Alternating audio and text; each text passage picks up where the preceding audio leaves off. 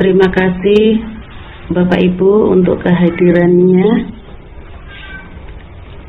Baiklah, pada pertemuan kali ini akan saya segera mulai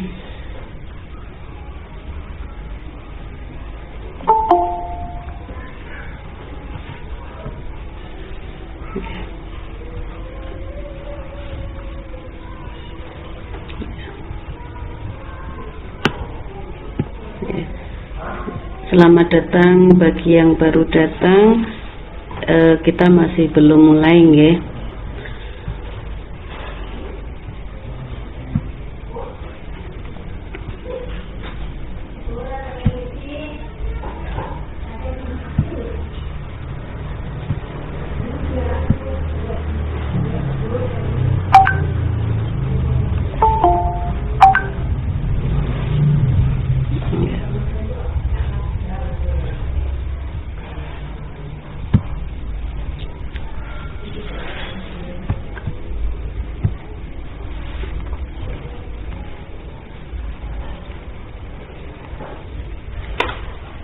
Baik Bapak Ibu, akan saya mulai pertemuan kali ini.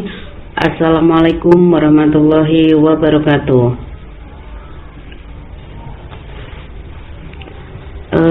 Bapak Ibu semua mendengarkan suara saya?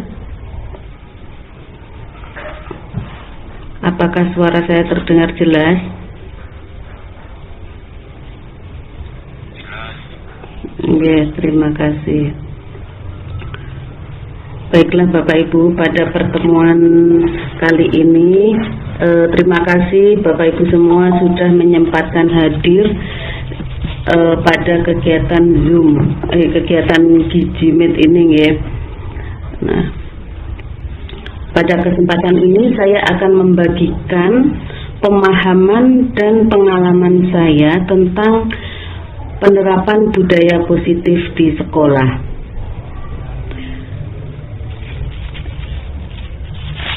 Kegiatan ini merupakan salah satu tugas dari kegiatan pendidikan calon guru penggerak, yaitu pada aksi nyata modul 1.4 tentang budaya positif.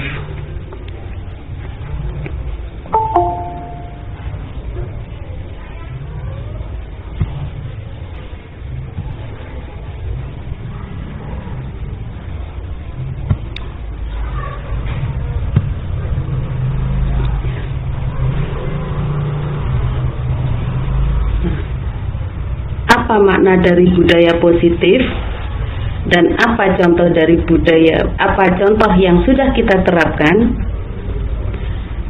Apakah Bapak Ibu ada yang tahu kira-kira apa dari makna budaya positif itu?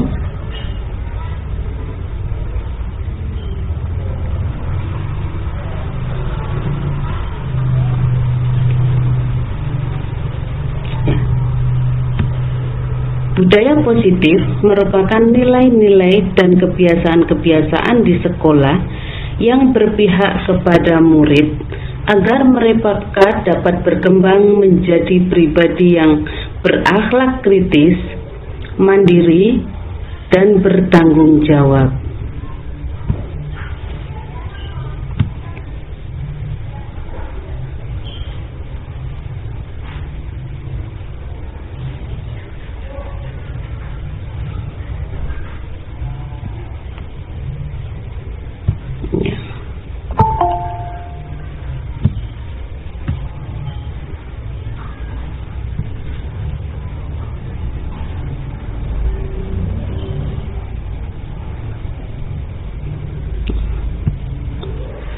Pada pengimbasan modul ini, saya akan menjelaskan tentang beberapa hal Bapak Ibu.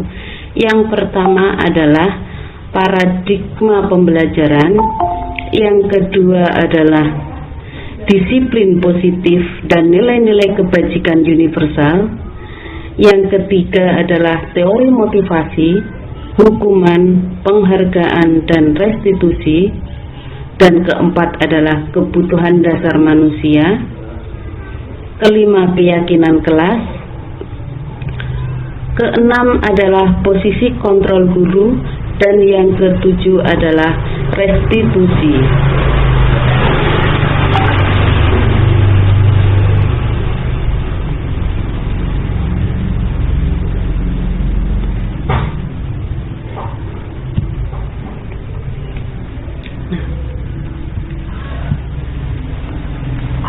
Perubahan paradigma belajar merupakan pergeseran antara stimulus respon menjadi teori kontrol.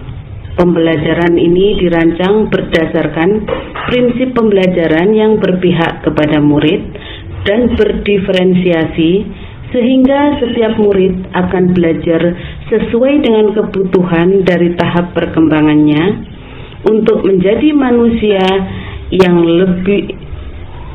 bisa meraih keselamatan dan kebahagiaan yang setinggi-tingginya di masa depannya nanti.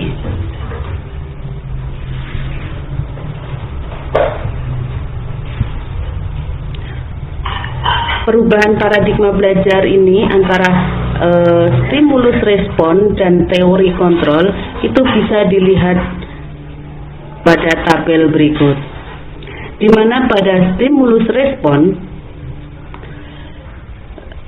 realitas kebutuhan kita sama, namun pada teori kontrol realitas kebutuhan kita berbeda. Stimulus respon menyatakan semua orang melihat hal yang sama, namun dalam teori kontrol setiap orang memiliki gambaran yang berbeda. Kemudian kita mencoba mengubah orang agar berpandangan sama dengan kita. Itu kalau menurut stimulus respon. Tapi sesuai teori kontrol, kita berusaha memahami pandangan orang lain tentang dunia. Jadi di sini teori kontrol ini kita tidak bisa memaksakan kehendak orang lain. Kalau di stimulus respon, orang harus sama dengan kita, tapi dalam teori kontrol kita yang bisa memahami pandangan mereka. Yang berikutnya, stimulus respon menyatakan perilaku buruk dilihat sebagai suatu kesalahan. Namun dalam teori kontrol, semua perilaku memiliki tujuan. Orang lain bisa mengontrol saya, itu menurut stimulus respon.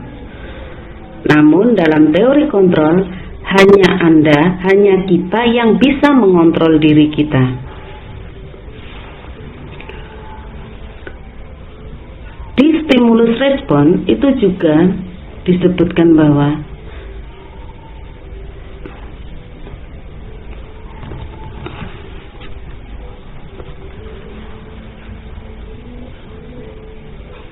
pemaksaan ada pada saat bujukan gagal. Namun dalam teori kontrol,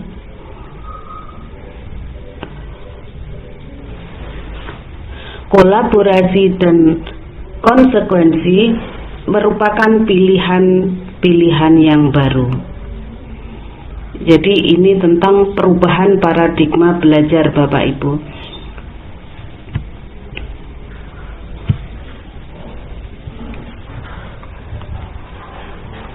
Berikutnya,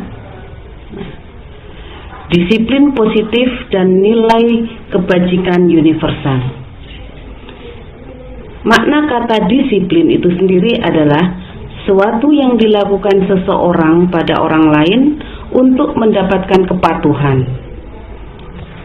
Kemudian yang dimaksud dengan disiplin positif adalah pendekatan untuk mendidik murid yang bertujuan untuk membentuk kontrol diri dan meningkatkan kepercayaan diri, sehingga mereka bisa berperilaku dengan berpedoman pada nilai-nilai kebajikan universal, yaitu nilai positif manusia yang merupakan tujuan mulia yang ingin dicapai oleh setiap individu, terlepas dari suku bangsa, bahasa, agama, maupun latar belakangnya.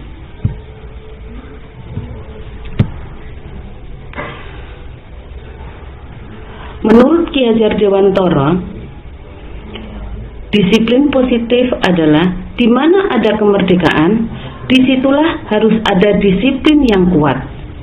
Sungguh pun disiplin itu bersifat self-disiplin, yaitu kita sendiri yang mewajibkan kita dengan sekeras-kerasnya, tetapi itu sama saja, sebab jikalau kita tidak cakap melakukan self-disiplin, wajiblah penguasa lain mendisiplinkan kita, dan peraturan demikian itulah yang harus ada dalam suasana yang merdeka. Dari apa yang disampaikan Ki Hardjar Dewantoro itu, disiplin yang dimaksud adalah disiplin diri, disiplin yang memiliki motivasi internal. Jika kita tidak memiliki motivasi internal, maka kita memerlukan pihak lain untuk mendisiplinkan kita melalui motivasi eksternal, yaitu motivasi yang berasal dari luar, bukan dari diri kita sendiri. Disiplin diri mempelajari bagaimana cara kita mengontrol diri dan bagaimana menguasai diri untuk memilih tindakan yang mengacu pada nilai-nilai yang kita hargai. Dengan kata lain, seseorang yang memiliki disiplin diri berarti mereka bisa bertanggung jawab terhadap apa yang dilakukannya, karena mereka mendasarkan tindakan mereka pada nilai-nilai kebajikan universal.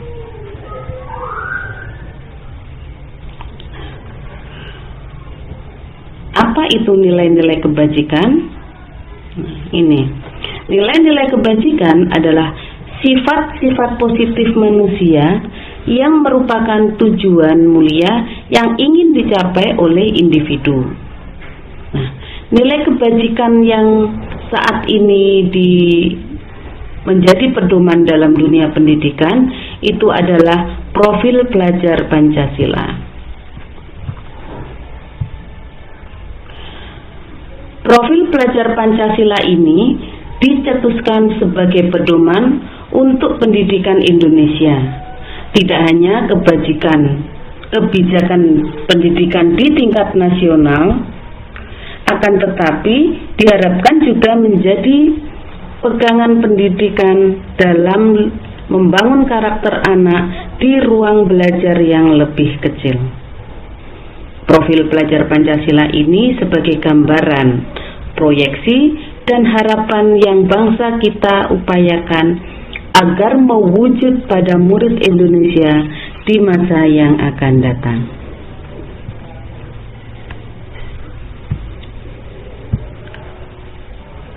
Adapun karakteristik profil pelajar Pancasila di antaranya: 1. Beriman dan bertakwa kepada Tuhan Yang Maha Esa dan berakhlak mulia. 2. Mandiri. 3. Bernalar kritis. 4. Kreatif. 5. Gotong royong. Dan yang keenam, berkebinekaan.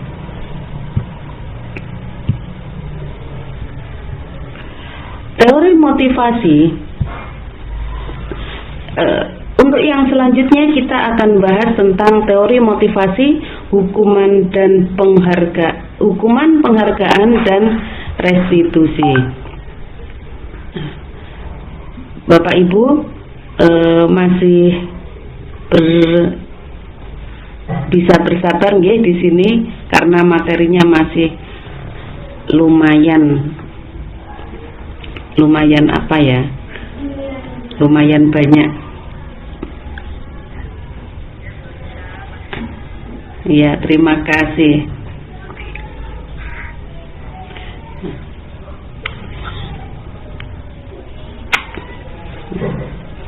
Jadi kita akan masuk pada teori motivasi. Jadi dalam teori motivasi itu, setiap perilaku salah atau tindakan indisipliner yang dilakukan oleh setiap murid kita itu pasti punya motivasi tertentu. Yang pertama, seorang murid melakukan sesuatu itu bisa jadi berdasarkan karena dia menghindari ketidaknyamanan atau hukuman. Jadi seorang murid ini melakukan suatu hal karena menghindari ketidaknyamanan atau hukuman. Yang kedua, seorang murid melakukan sesuatu karena ingin mendapatkan imbalan atau penghargaan. Dan yang ketiga, seorang murid menjadi orang yang mereka inginkan. Jadi teori yang ketiga itu, mereka ingin menjadi orang yang mereka inginkan dan menghargai diri sendiri dengan nilai-nilai yang mereka percaya.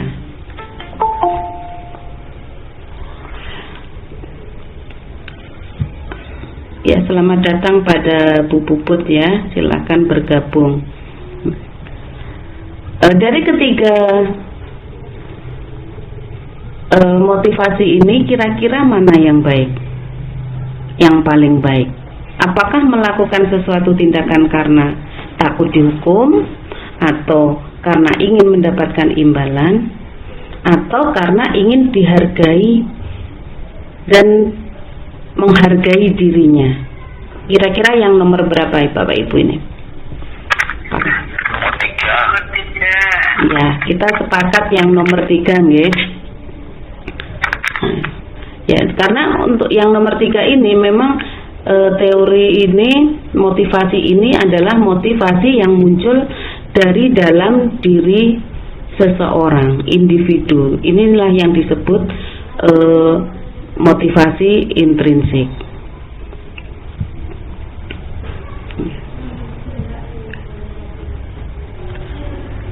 Kemudian kita masuk kepada kebutuhan dasar manusia.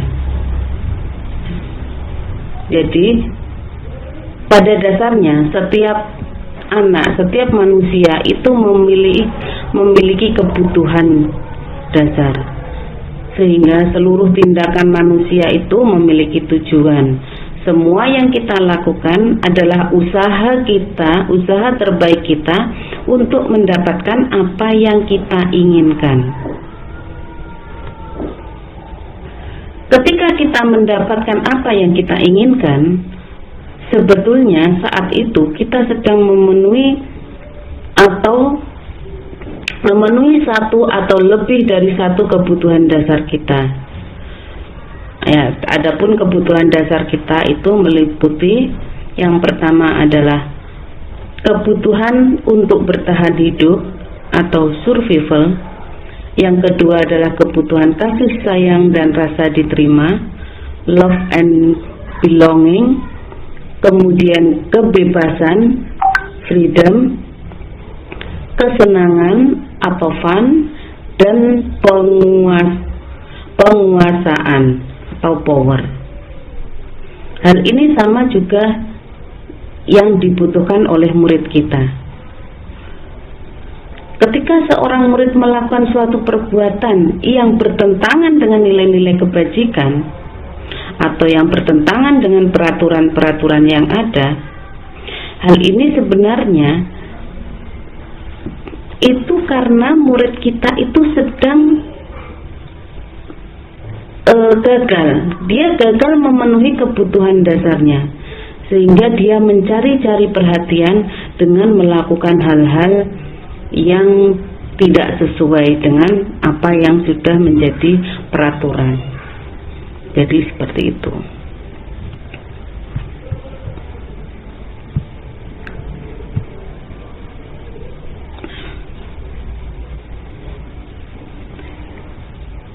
Di sini Dr. William Glasser itu meluruskan beberapa miskonsepsi tentang makna kontrol.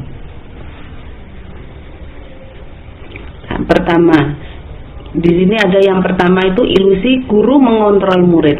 Pada dasarnya kita sebagai guru itu tidak dapat memaksa murid untuk berbuat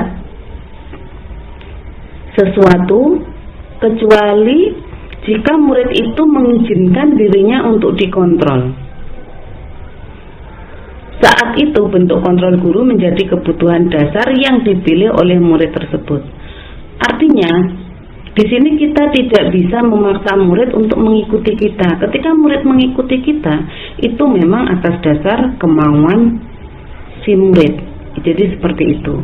Ketika guru mengontrol murid, kemudian ada murid yang nurut, nah itu memang muridnya yang memang mau dirinya kita kontrol. Yang kedua adalah ilusi bahwa semua penguatan positif, efektif dan bermanfaat.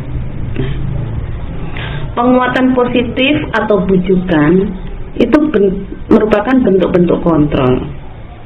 Dalam jangka waktu tertentu, kemungkinan murid tersebut akan menyadari dan bisa jadi tidak berjalan secara terus-menerus. Artinya seperti ini Bapak Ibu.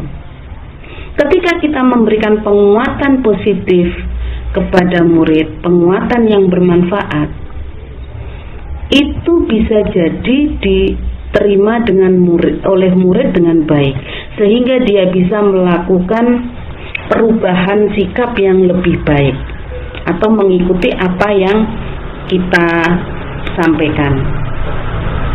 Namun hal ini bisa jadi tidak terus-menerus dilakukan oleh sang murid tersebut. Kenapa? Karena penguatan positif ini merupakan motivasi eksternal, berasal dari orang lain, sehingga ketika anak itu menyadari bahwa apa yang kita sampaikan benar, dia bisa mengikuti. Namun dia pun juga bisa tidak mengikuti secara berkelanjutan, karena dalam dirinya menolak ketika tidak ada lagi hukuman, tidak ada lagi hukuman, tidak ada lagi penghargaan yang dia peroleh. Sudah nggak dapat nilai aja, ngapain saya berbuat baik, misalkan seperti itu. Itu untuk penguatan positif. Kemudian ilusi yang ketiga, kritik yang membuat orang merasa bersalah dapat menguatkan karakter. Sebenarnya kritik yang kita sampaikan itu bukan menguatkan karakter, tetapi malah membuat murid menuju identitas gagal. Artinya mereka itu merasa orang yang paling buruk di antara yang lain. Jadi ketika kita mengkritik murid, itu pada hakikatnya kita itu bisa membuat murid merasa gagal, karena mereka merasa bersalah, mereka merasa yang paling buruk. Jadi seperti itu. Kemudian ilusi yang keempat, bahwa orang dewasa memiliki hak untuk memaksa.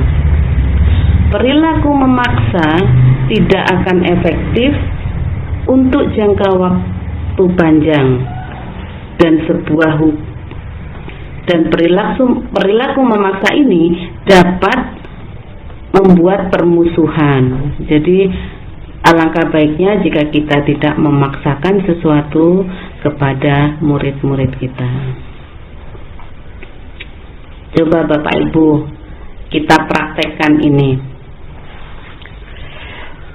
Ini adalah salah satu permainan ya. Jadi game Bapak Ibu. Coba Bapak Ibu menggenggamkan tangannya, mengepalkan tangan.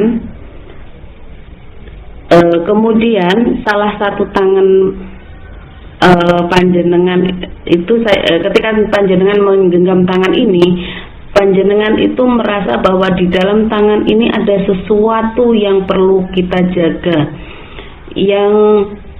sesuatu yang penting dalam hidup kita. Itu ketika kita genggam.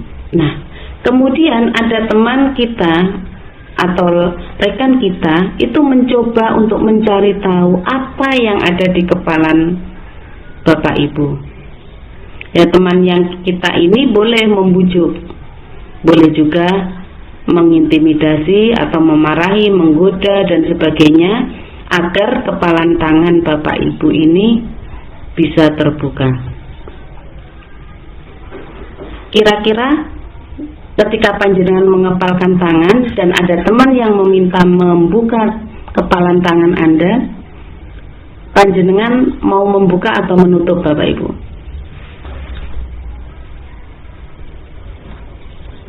Halo? Mau membuka apa menutup, tetap menutup kepalanya?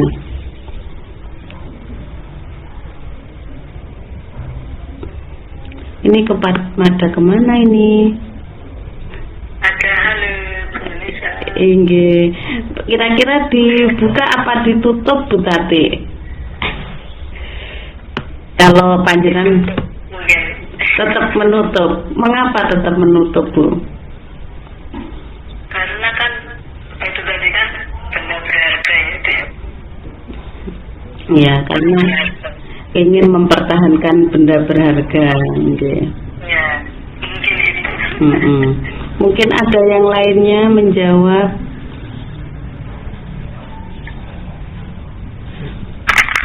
Kalau muridnya berusaha membuka, ya dibuka aja, enggak apa-apa, kan biar tahu isinya apa. Ya, ada yang pengen, kalau ada yang pengen membuka, dibuka aja biar tahu isinya apa. Yang penting kan dia berusaha untuk bisa membuka itu. Iya. Kepala tangan kita.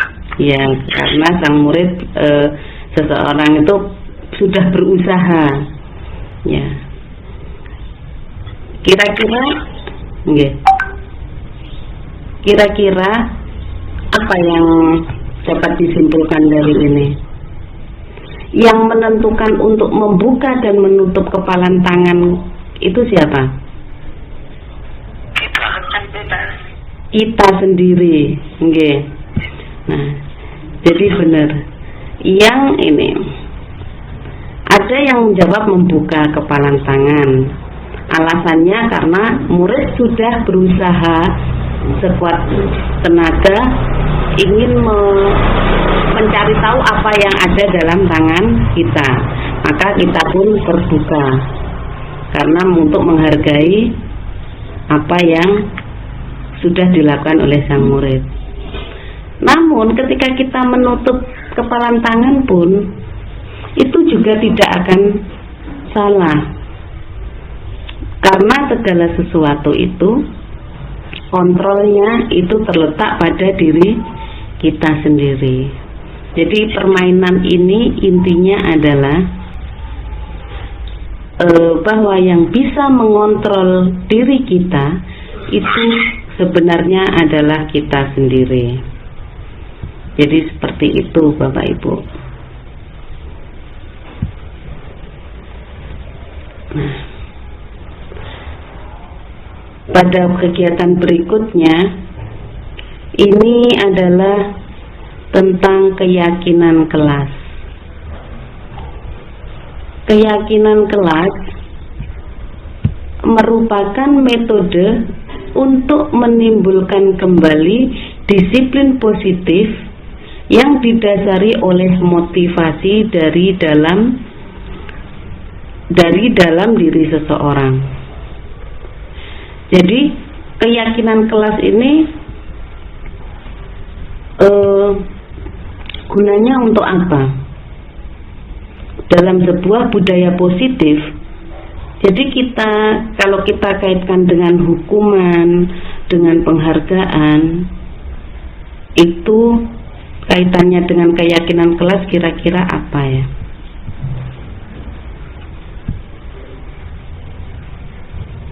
Nah, jadi keyakinan kelas itu keyakinan yang dibuat berdasarkan kesepakatan bersama dalam suatu kelas. Di mana keyakinan kelas ini dibuat dengan tujuan agar kita melakukan sesuatu itu bukan hanya berdasarkan tadi karena takut dihukum, karena ingin mendapatkan penghargaan.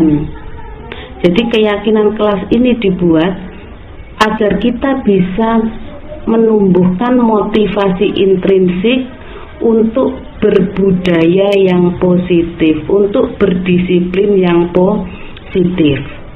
Jadi seperti itu. Keyakinan kelas itu, dalam keyakinan kelas nanti akan disepakati hal-hal apa saja yang harus dilakukan, yang boleh dilakukan, yang tidak boleh dilakukan. Dan di sini tidak ada yang namanya hukuman atau punishment ataupun reward atau penghargaan. Di sini yang ada adalah konsekuensi, di mana jika nanti anak melanggar keyakinan kelas ini, mereka tidak akan dihukum, tapi mereka akan melaksanakan konsekuensinya, dan konsekuensi ini dilaksanakan berdasarkan kesadaran diri sendiri dari anak tersebut. Jadi seperti itu untuk keyakinan kelas.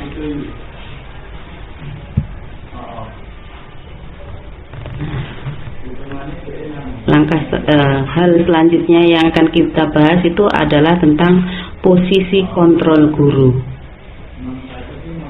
Seorang guru itu memiliki posisi kontrol, yaitu bertanggung jawab terhadap perilaku siswa yang diawasinya. Pada posisi ini, guru hendaknya berpedoman pada peraturan-peraturan dan konsekuensi yang ada di sekolah.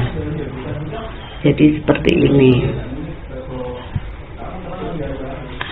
Ada 5 posisi kontrol bagi kita. Ini salah ya, angkanya 1 semua, harusnya 1, 2, 3, 4, 5. Tidak apa-apa wis. 5 posisi kontrol tersebut, yang pertama adalah sebagai penghukum. Jadi ada guru itu yang menerapkan posisi kontrolnya itu sebagai penghukum. Nah, ciri penghukum ini seperti apa? Jadi ciri seorang penghukum itu biasanya selalu mengatakan sesuatu itu dengan keras, dengan tegas. Jadi dan disertai dengan ancaman, disertai dengan hukuman. Jadi seperti ini. Salah satu contohnya, contoh kalimat, patuhi peraturan saya, atau awas. Jadi ini ada ancaman. Kemudian kamu selalu saja terlambat. Ini juga merupakan posisi kontrol sebagai penghukum. Jadi guru ini begitu melihat kesalahan anak, dia nanti pasti akan menghukum si anak tersebut. Kemudian ada juga posisi kontrol sebagai pembuat rasa bersalah. Nah, pada posisi ini biasanya guru mengatakannya dengan lemah lembut sambil tersenyum tipis. Jadi kadang perkataannya itu seperti ini. Ibu kecewa sekali sama kamu. Sehingga anak merasa bersalah. Yoh, kenapa yo? Aku sudah membuat kecewa. Aku sudah membuat kecewa bapak ibu guruku ini. Kenapa? Apa yang salah padaku? Kan kita jadi berpikir tentang kesalahan yang sudah kita lakukan. Kemudian berapa kali bapak harus ingatkan? Nah, di sini juga murid akan berpikir, iyo, kemarin aku sudah diingatkan, sekarang diingatkan. Jadi seperti itu. Ini merupakan posisi kontrol sebagai pembuat rasa bersalah. Dan yang ketiga, kita sebagai guru itu bisa menempatkan juga posisi kontrol sebagai teman. Ketika sebagai teman, ya ngobrolnya santai, seperti kita ngobrol sama teman. Ya sudah, kali ini tidak apa-apa, lain kali bantu ibu ya. Nah, seperti itu. Tolong patuhi, nanti bapak ditegur kepala sekolah loh. Jadi kalimat-kalimatnya ini memposisikan kita sama murid itu sejajar posisinya. Nah, kemudian posisi yang berikutnya itu posisi kontrol sebagai pemantau. Jadi di sini guru itu memantau, melihat apa yang dilakukan murid. Apakah yang dilakukan itu sudah sesuai dengan peraturan di sekolah atau belum. Jadi ketika mengingatkan pun juga tidak dengan marah-marah. Jadi dengan perkataan-perkataan yang melihat anaknya itu. Misalkan ketika ada anak yang datang terlambat, tidak langsung dimarahin, tapi mereka ditanya, coba peraturannya apa? Jadi kita menanyakan peraturannya, sehingga anak akan berpikir, oh iya peraturannya seperti ini. Kemudian ditanya, apa konsekuensinya jika kamu melanggar? Jadi ini adalah pertanyaan-pertanyaan ketika posisi kita sebagai pemantau. Dan yang terakhir posisi kontrolnya itu adalah sebagai manajer. Jadi ketika posisi kita sebagai manajer, maka di sini kita itu bisa sebagai pemantau, juga bisa sebagai teman, dan juga bisa sebagai penghukum. Semuanya bisa, karena manajer ini adalah sebuah posisi kontrol yang sudah lengkap. Jadi di sini ada pertanyaannya, contoh pertanyaannya, apa yang kita yakini? Apa kamu meyakini bahwa ini salah? Apa kamu bersedia memperbaiki kesalahanmu? Nah, ini adalah salah satu contoh kalimat yang diucapkan oleh guru dalam posisi kontrol sebagai manajer. Nah, kira-kira Bapak Ibu kalau kita menjadi guru, pengennya menjadi guru dalam posisi kontrol yang mana? Penghukumkah, pembuat rasa bersalah, teman, pemantau, atau manajer? Kalau saya pribadi itu lebih baik menjadi teman. Menjadi teman. Alasannya kenapa, Pak? Karena kan posisi jadi teman itu kita bisa bergaul sama anak-anak sendiri. Kita bisa mengetahui sifat dan karakter anak itu sendiri, anak-anaknya seperti apa. Tanpa kita sadari kita juga mengawasi anak itu. Oh, dia nakal karena ini, dia cari perhatian, dia berbuat ulah seperti ini karena ini. Jadi kan sebagai teman, kadang kita guru sebagai guru bisa menjadi teman, ya. Itu anak itu tanpa kita suruh, tanpa apa, dia ngomong seadanya, emang apa adanya. Tidak perlu kita orang gini, karena dia merasa teman, merasa dekat. Tapi meskipun merasa dekat, kita kan juga harus, kalau dia mau kesalahan juga harus diberi hukuman. Mungkin kita beri peringatan dulu, 1, 2, baru dihukum. Hukuman itu pun sewajarnya sesuai dengan kesalahannya. Itu kalau saya pribadi. Ya. Sebagai guru. Terima kasih. Iya, terima kasih Pak. Memang benar sekali. Jadi sebenarnya apa yang sudah panjenengan lakukan itu karena panjenengan memilih sebagai teman dan juga memberikan solusi ketika mereka bersalah, ada harus dihukum dan sebagainya. Itu sebenarnya panjenengan tuh sudah menjalankan posisi sebagai manajer. Karena dalam manajer itu ada pemantau, ada sebagai teman dan ada sebagai penghukum. Jadi seperti itu. Dan posisi sebagai teman itu ada keuntungannya, ada kelebihannya, kekurangannya. Keuntungannya memang seperti yang Pak Chandra sampaikan tadi ya. Jadi kita bisa lebih mengenal dekat karakter anak, kita bisa lebih mengontrol anak, kita bisa tahu lebih tentang bagaimana sih menangani anak-anak seperti ini.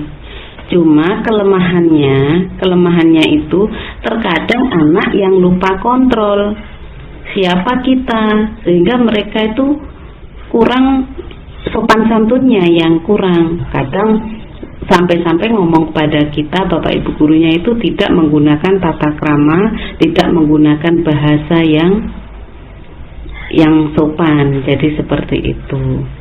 Tapi tidak apa-apa, semuanya itu tergantung. Untuk 5 posisi kontrol ini tergantung kita, bagaimana kita menyikapinya. Jadi seperti itu.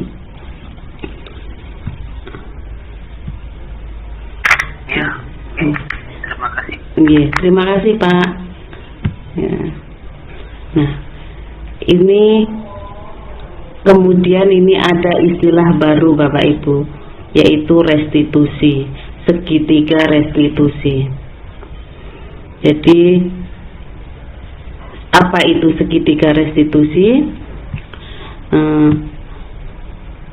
Yaitu restitusi itu yaitu proses menciptakan kondisi bagi murid untuk memperbaiki kesalahan mereka, sehingga mereka bisa kembali pada kelompok mereka dengan karakter yang lebih kuat.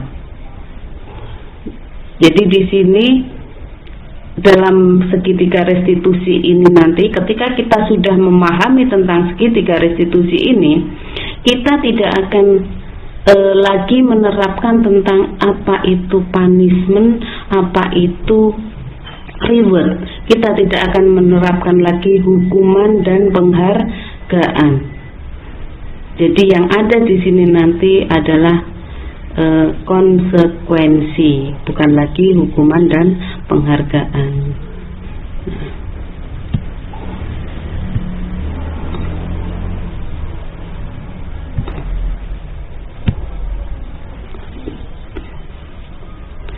Bapak Ibu, ini bisa terlihat napa?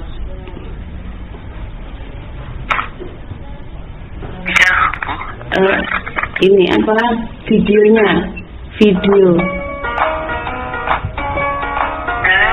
belum ya? Salam dan bahagia. Ya sebentar. Pada video. Ya sebentar, saya ini share screen-nya dulu ya.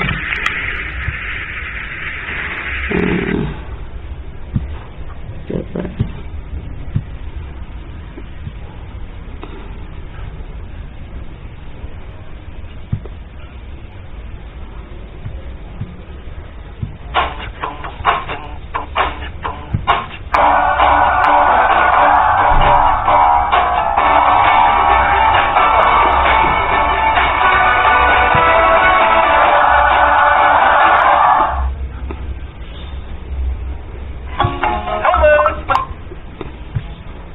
Sebentar kok, maaf ya, videonya.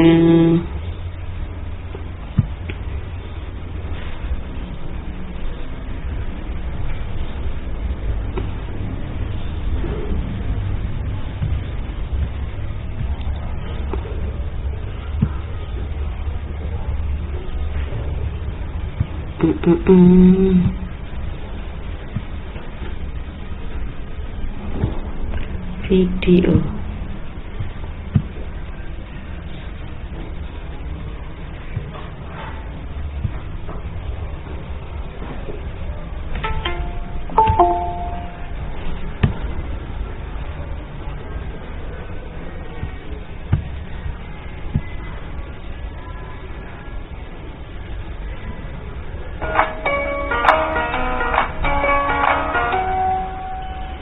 Salam dan bahagia Ibu dan Bapak guru hebat.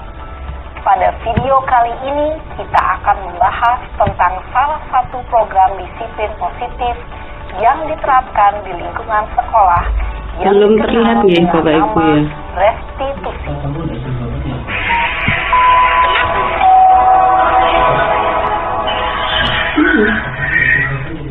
Restitusi dikembangkan oleh pakar pendidikan Diane Golson, berlandaskan didasari pada teori kontrol Dr. William Glaser. Segitiga restitusi adalah suatu proses dialog yang dijalankan oleh guru atau orang tua agar dapat keluar. yang mandiri dan bertanggung jawab. Pada saat guru di posisi manajer, aspek yang dikembangkan pada murid adalah motivasi, sehingga penanaman nilai-nilai kebajikan dapat tumbuh dan berkembang menjadi suatu kegiatan Tidak bisa. dan akhirnya membentuk karakter murid. Mohon maaf, ini terkendala. Terdiri dari 3 langkah. Sebentar nggih, terkendala. Sisi pada segitiga restitusi.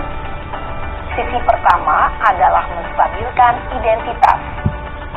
Sisi yang kedua adalah validasi tindakan yang salah. Dan sisi yang ketiga adalah menanyakan keyakinan.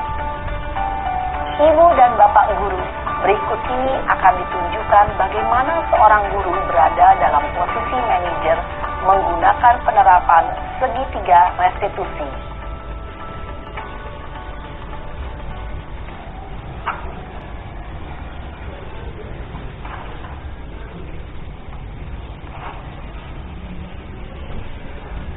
Siang, Sarah. Siang, Pak. Sudah lama nggak ketemu Sarah. Kenapa hari ini ada di sini? Kesel, Pak. Kesel banget. Masa aku dikatain tukang fitnah, Pak? Ya aku marah lah. Aku balik katain Eka di depan kelas. Kesel banget. Oh, begitu. Ya pasti kamu marah dan kesal. Bapak juga akan marah apabila ada yang menuduh Bapak seperti itu. Kemudian, pada saat itu, kamu mau melakukan apa? Ya saya langsung ngatain Eka lah, Pak. Kesel banget. Saya bentak-bentak dia depan teman-teman lain. Oh, begitu. Pasti kamu melakukan seperti itu karena suatu alasan tertentu, kan? Iyalah, masa saya diam saja, Pak? Ya saya bela diri lah. Masa saya dituduh tukang fitnah? Ya, wajarlah. Mempertahankan harga diri itu sesuatu yang penting buat kamu. Untung kamu tidak bertindak lebih gegabah lagi. Hanya membentak-bentak. Iya, Pak. Untung saya masih bersabar dan hanya membentak saja. Iya, tapi kamu memilih untuk tetap bertahan dan bersabar. Kamu memilih untuk tidak berbuat lebih parah lagi, bukan? Iya. Nah, sekarang coba kita lihat lagi tindakan kamu yang bentak-bentak Eka di kelas. Tindakan kamu itu kira-kira sesuai dengan keyakinan kelas atau prinsip kamu tidak? Enggak lah, Pak. Capek, Pak, jadi pemarah. Jadi, keyakinan atau prinsip mana yang kurang sesuai dengan keinginan kamu? Ya, saya sebenarnya sangat menghargai orang lain. Mungkin saat itu saya menjadi emosi, jadi tidak menunjukkan sikap itu. Kamu meyakini tidak? Menghargai orang lain itu penting buat kamu. Yakinlah, Pak. Iya, setuju. Kita harus saling menghargai. Namun, ada juga keyakinan yang kita sepakati yang perlu kita jalankan apabila kita sedang marah, bukan? Ya, saya bisa lebih proaktif, mulai dengan diri sendiri. Saya bisa jadi lebih bersabar, mengambil waktu jeda untuk berpikir mau apa selanjutnya. Kira-kira kamu bersedia memperbaiki masalah ini tidak? Bersedia, Pak. Kalau kamu memperbaiki masalah ini, kamu akan menjadi orang seperti apa? Saya akan menjadi orang yang bertanggung jawab kali ya, Pak. Dan senantiasa proaktif. Iya. Menurut kamu, bagaimana rasanya menjadi orang seperti itu? Ya nyaman lah. Bangga bisa bersabar dan menahan diri. Baiklah kalau begitu. Yuk, kita pikirkan bagaimana memperbaiki masalah ini.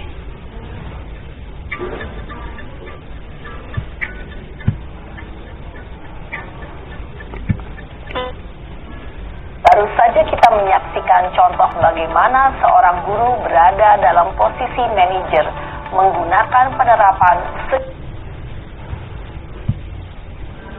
Bapak Ibu, jadi itu tadi adalah contoh video tentang penerapan segitiga restitusi.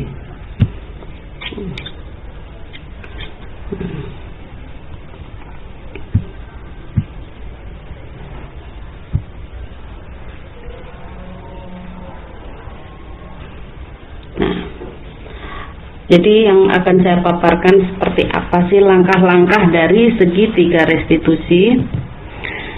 Jadi dalam segitiga restitusi itu ada 3 langkah. Yang pertama adalah menstabilkan identitas.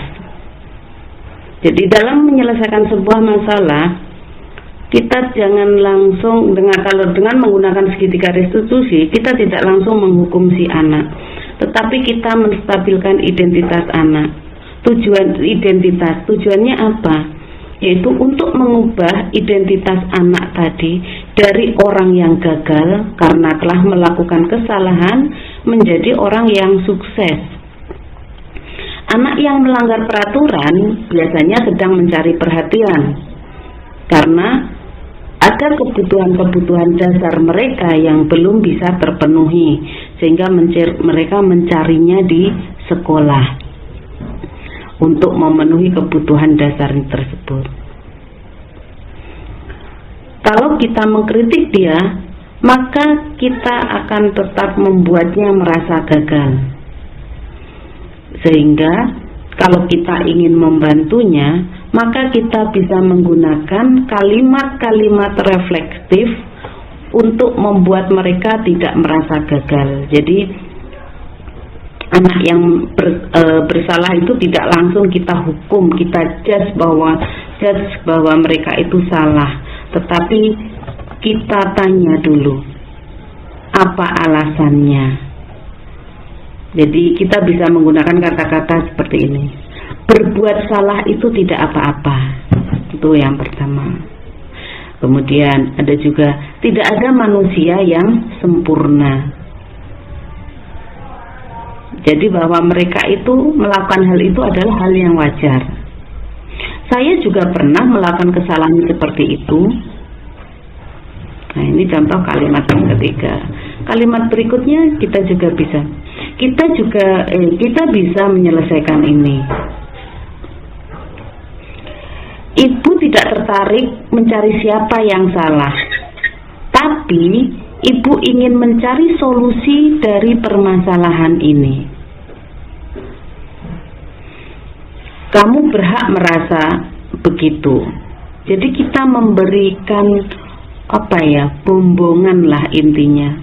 Artinya begitu dia melakukan kesalahan, kita tidak serta-merta langsung menghukum, tapi memberikan agar dia, tujuan di sini itu agar dia juga menyadari, oh apa yang saya lakukan itu salah. Jadi kesadarannya ini tumbuh dari diri si anak tersebut.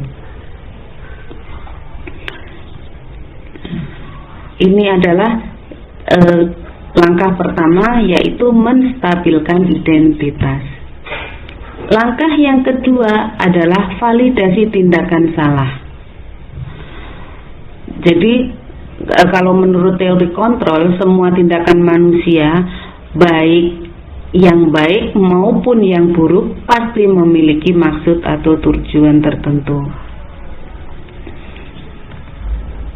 Nah, dalam validasi tindakan ini, kita bisa menggunakan kalimat-kalimat seperti ini.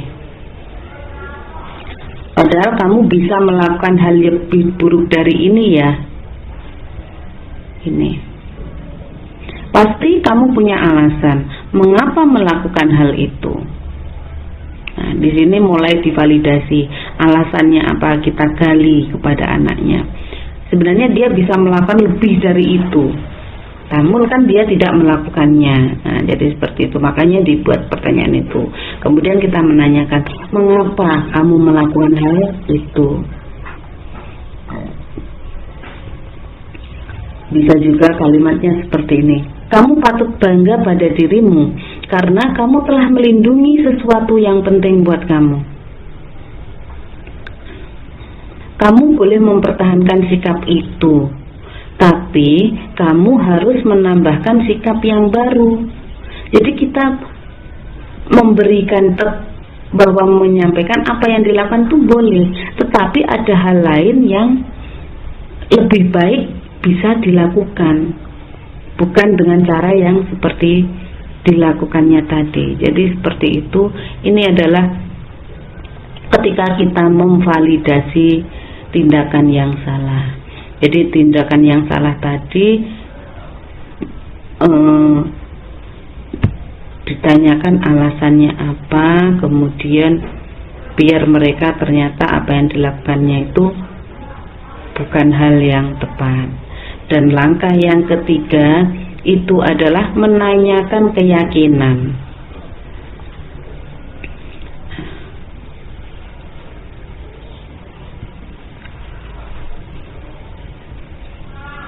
Pertanyaan-pertanyaan yang bisa dilakukan dalam menanyakan keyakinan ini adalah seperti ini. Satu, apa yang kita percaya sebagai kelas atau keluarga. Jadi ini menanyakan keyakinan kelas, kesepakatan kelas yang sudah dibuat, ditanyakan kembali kepada si anak. Kemudian nilai-nilai apa yang sudah disepakati juga ditanyakan. Kemudian kita menanyakan kira-kira hal ideal apa yang akan terjadi jika kamu tidak marah-marah, jika kamu tidak melakukan hal itu. Jadi seperti itu. Dan terakhir, kamu pengen menjadi orang yang seperti apa. Dalam menanyakan keyakinan ini nanti kita juga harus bisa memberikan solusi. Mengapa anak itu harus mengubah sikap? Mengapa anak itu harus meminta maaf? Jadi seperti itu harus ada motivasi dari kita, sehingga anak akan menyadari segala sesuatu, segala kesalahannya itu dari dalam diri sendiri tanpa sebuah paksaan.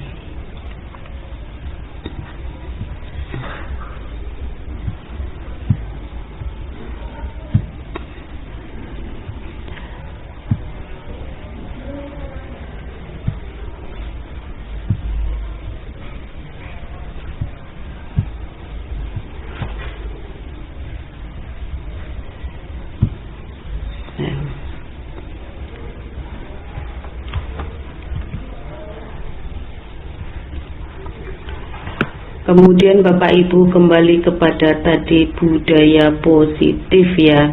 Jadi seperti apa budaya-budaya positif yang harus kita kembangkan di sekolah kita? Tentunya dari apa yang saya sampaikan itu tadi, kita bisa nantinya mengembangkan budaya positif yang ada di sekolah. Jadi kita bisa menerapkan tentang praktek segitiga restitusi ini. Kemudian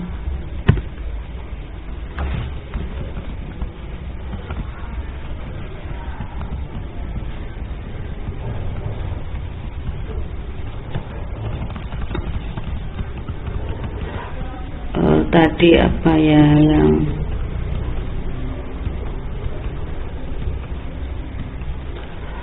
bagaimana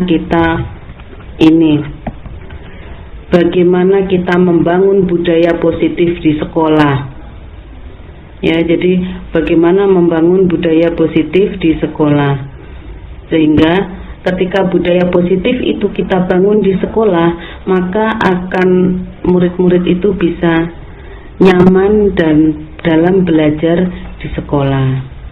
Jadi seperti itu. Mungkin ada yang ditanyakan dari Bapak Ibu dari apa yang sudah saya sampaikan ini. Monggo jika ada pertanyaan. Halo, bertanya Bu Nisa. Nggih, monggo Bu Tati. Kan budaya positif itu kan masing-masing kelas tidak sama. Ada yang kelasnya itu anaknya anteng-anteng, tapi ada juga yang bermasalah itu berdiri satu ngumpul. Yang penting menggerombol. Iya. Kelas ini anteng-anteng, kelas satunya banyak yang Rame.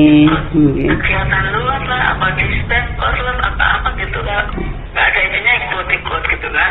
Nah kita kadang-kadang main nyikapin mereka itu kalau langsung ditegur mungkin dia sudah kelas 12 kan sudah dewasa gitu ya. Kan nggak suka dia ditegur gitu. Jadi saya kadang-kadang untuk antisipasinya itu nggak secara langsung, jadi langsung BK aja, BK-nya aja biar yang tutur-tutur gitu. Jadi kita merasa seperti nggak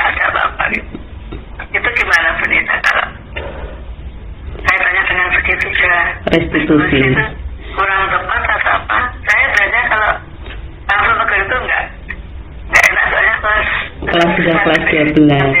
Jadi enak PK-nya aja yang turun-turun, bukan PK kan berwenang untuk mereka gitu. Jadi seperti gitu. Dulu kelas 2 gitu, kelas 11 sering nggak masuk terus langsung ke Pak Triapa ini gitu. Akhirnya dipanggil akhirnya ya lumayan.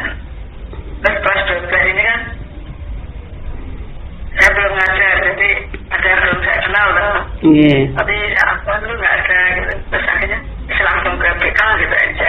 Jadi biar PK yang tutur-tutur gitu aja gitu. Jadi masuk kelas ya sebenarnya nggak ada apa-apa gitu ya, kita belajar gitu. Itu gimana tuh bisa menurut segitiga restitusi? Itu kurang tepat atau gini Bu Tati, panjenengan justru bisa menerapkan segitiga restitusi ini dalam menghadapi anak-anak yang seperti itu.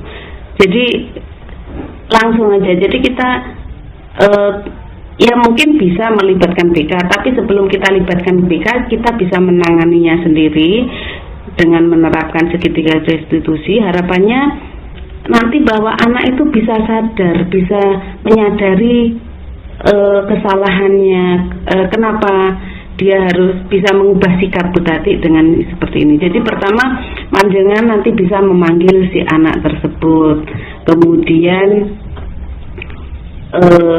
kita bertanya tentang menurut panjenengan, misalkan kesalahannya anak itu sering tidak masuk kelas karena mengikuti kegiatan korlap, misalkan seperti itu gitu tadi. Jadi nanti kita bisa mengidentifikasi, melakukan pertama yang ini tadi bagian pertama dari segitiga restitusi tadi, yaitu untuk identifikasi kesalahan, validasi untuk validasi identifikasi. Sebentar saya ini untuk menstabilkan identitas. Jadi kita menyampaikan kepada anak, kamu nggak apa-apa ikut korlap, saya juga pernah, jadi seperti itu. Jadi kita bumbung dulu si anak itu bahwa korlap itu juga baik, karena juga bisa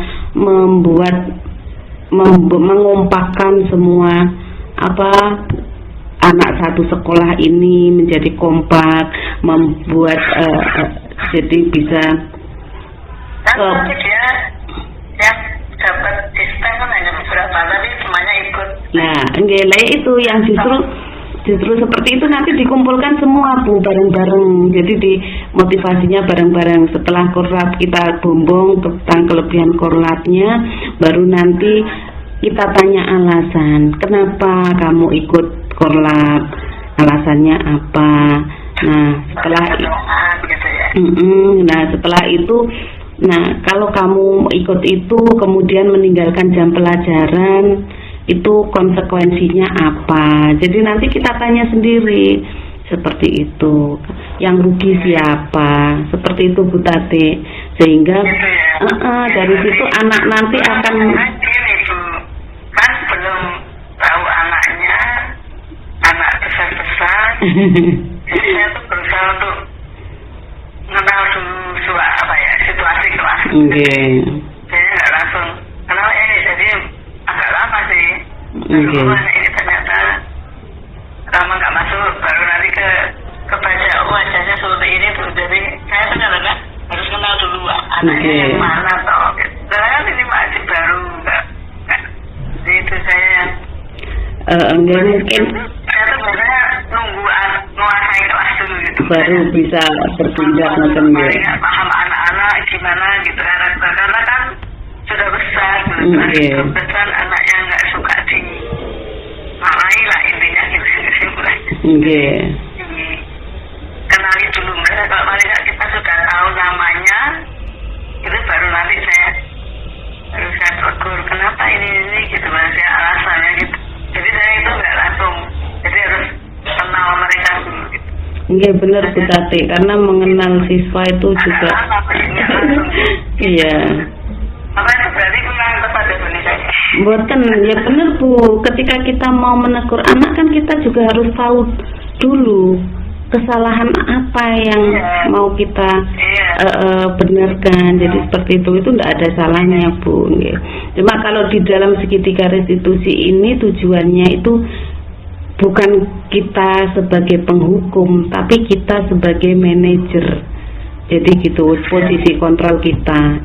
Jadi kita yang memantau, kita ya sebagai teman, kita juga sebagai pengontrol. Jadi semuanya jadi satu lengkap, ngoten. Iya. Soalnya kadang gini, menjaga situasi kelas gitu. Seperti saya menegur anak gitu ya, lebih baik suasana kelas itu nyaman karena kita tiap tahun tiap hari ketemu dan selama 1 tahun kan waktu lama, jadi kan nyari celahnya yang paling dia itu ditegur tapi nggak berasa itu, jadi agak lama nggak gitu. Nggak apa-apa, Bu Tati. Yang penting efeknya nanti berkelanjutan. Kadang kalau kita begitu salah langsung tanpa menelusuri terlebih dahulu langsung kita hukum, kita itu efeknya kan tidak bisa berkelanjutan sampai nanti. Tapi kalau kita telaah, telusuri seperti apa, kemarin gitu ya, Bu. Iya, setidaknya itu dulu yang ditanyakan, nggih. Ngoten. Iya, mungkin besok tak terlalu cuek. Nggih, enggak apa-apa, Bu Tati, ya. Berapa lama baru nyari kenapa baru gitu. Jadi kalau dia sudah merasa nggak seperti ditanya terus itu kadang dia masuk lagi yang dulu yang iya. Justru gini, Bu Tati. Akhirnya baru. Iya. Justru gini, ketika anak tidak masuk, terus besok pas pertemuan berikutnya masuk, itu langsung ditanya saja. Karena anak-anak yang seperti itu tadi, anak-anak yang berbuat kesalahan, itu karena mereka merasa gagal dalam mencari kebutuhan tadi loh. Jadi kebutuhan dasarnya belum terpenuhi gitu loh, Bu. Jadi mereka bisa saja mencari perhatian, mencari kasih sayang. Jadi itu yang dilakukan karena mereka belum ada kebutuhan dasar dari mereka yang belum terpenuhi. Sebaiknya justru anak itu jangan nunggu nanti begitu ketemu langsung saja didekati. Seperti itu, Bu Tati. Terima kasih ilmunya, Bu. Sama-sama. Monggo yang lainnya ada. Jika tidak ada, maka saya monggo Pak Chandra, silahkan. Yang kembali waktu awal itu, hak kewajiban anak itu apa tadi maksudnya itu? Hak kewajiban anak yang waktu penjelasan pertama tadi. Bentar ya, saya cek dulu presentasinya.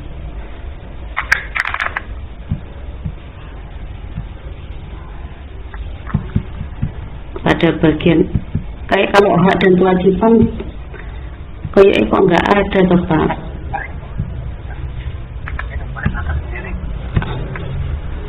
Perubahan paradigma belajar. Ini apa? Ini ya kebutuhan anak toh. Ini loh ini.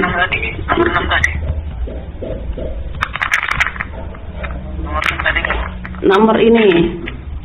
Atas kiri pojok. Bukan atasnya, sebelahnya itu sebelah kiri. Nah, nomor 6 kayak. Nomor 6 posisi kontrol. Ya. Itu tadi kan ada sebagai guru ini, guru kita sebagai penghukum, kita sebagai teman. Nomor 6-nya ada itu, nomor 6 itu ada 5, 6, 7, 8. Oh, yang ini. Iya, teksnya nomor 6, Bu. Posisi kontrol teks nomor 6. Oh, ini. Atasnya, itu. Perubahan paradigma belajar. Ini yang ini tadi pergeseran. Berpihak pada murid itu apa? Mana? Maksudnya? Pembelajaran yang berpihak pada murid. Kepada murid. Jadi seperti ini, Pak Chandra. Dalam kurikulum Merdeka ini kan berdasarkan dari filosofi pendidikannya Ki Hajar Dewantoro. Jadi filosofi pendidikan Ki Hajar Dewantara itu menyampaikan bahwa pembelajaran itu berpihak pada murid. Artinya kita itu ya, kita sebagai guru itu berusaha memberikan pembelajaran itu yang menyenangkan, sehingga ketika kita itu bisa memberikan pembelajaran yang menyenangkan, murid itu akan bisa menerima pelajaran yang kita sampaikan, sehingga posisinya itu bukan lagi guru yang berkuasa, istilahnya seperti itu. Jadi bukan lagi guru berkuasa menentukan murid harus nurut. Ketika kita ngomong A, murid harus A, ketika kita ngomong B, murid harus B. Itu sekarang di kurikulum Merdeka sudah tidak berlaku lagi. Tapi kita di kurikulum Merdeka itu bagaimana membuat murid itu senang belajar. Jadi itu yang namanya pembelajaran yang berpihak kepada murid. Jadi seperti kita juga tidak boleh gampang marah sama murid, gampang itu tadi memberikan hukuman. Jadi kalau ada suatu yang salah, kita usahakan penyelesaiannya dengan tadi segitiga restitusi itu tadi. Jadi ditelusuri dulu kenapa dia seperti itu. Ngoten Pak Chandra? Oke. Ada yang lain? Baiklah, kalau tidak ada Bapak Ibu, maka pertemuan kali ini tentang kegiatan berbagi dalam pemahaman dan pengalaman saya tentang budaya positif, saya akhiri sekian dulu nggih. Terima kasih atas partisipasinya. Semoga kegiatan ini bermanfaat. Nanti kalau ada pertanyaan lagi ketika kita bertemu bisa ditanyakan. Seperti itu nggih. Terima kasih untuk partisipasinya. Saya akhiri. Assalamualaikum warahmatullahi wabarakatuh.